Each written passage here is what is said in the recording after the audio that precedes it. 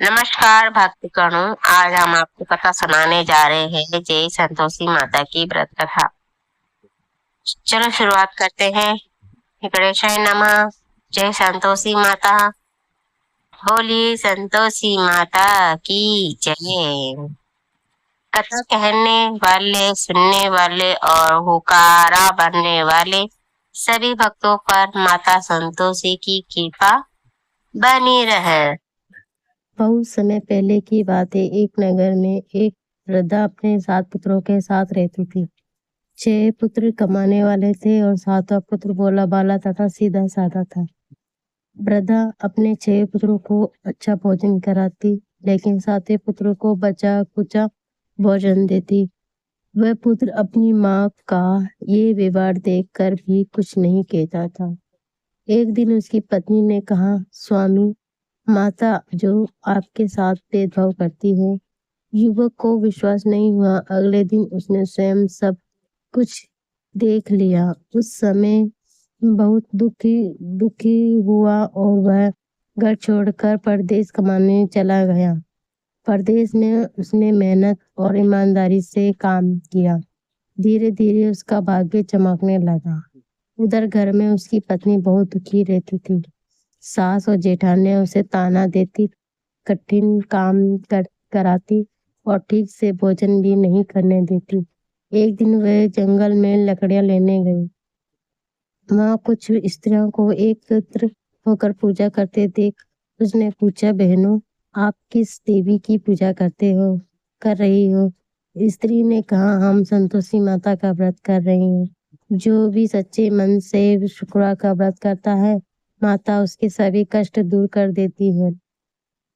उसने विनम्रता से व्रत की विधि पूछी और स्त्रियों ने बताया, हर शुक्रवार माता का व्रत करो, गुड़ और चने का भोग लगाओ, कथा सुनो और खटाई का त्याग करो, माता अवश्य कृपा करेगी।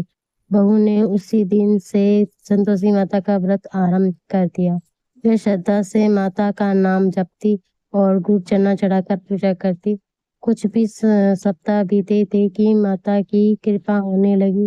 उत्तर प्रदेश में उसके पति ने स्वप्न में संतोषी माता ने दर्शन दिए।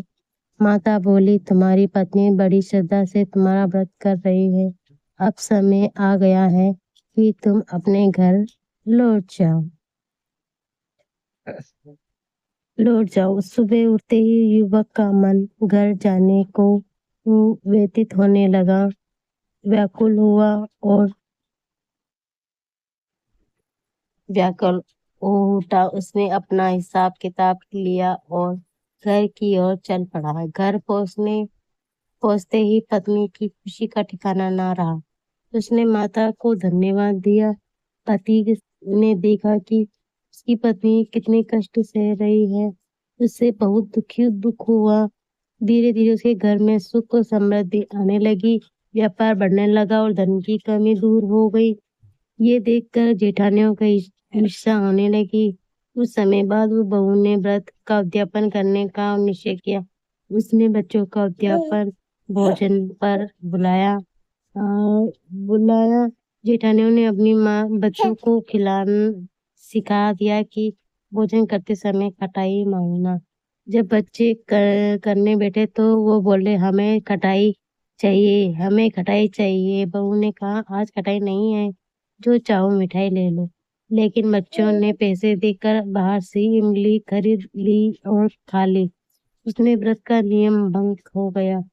माता संतोषी से नाराज हो गई। कुछ समय बाद फिर से परिवार पर संकट आने लगे। व्यापार में हानि होने लगी और घर में परेशानी बढ़ गई। बहू समझ गई कि व्यापार में कोई भूल हुई है। वह रोती हुई माता के मंदिर पहुंची और बोली, हे माता, मुझे जो भूल हुई है उसे क्षमा करे। माता संतोषी प्रकट हुई और बोली, बेटी, तुम्हारा इसमें कोई दोष नहीं है। तुमने तो व्रत श्रद्धा से किया था।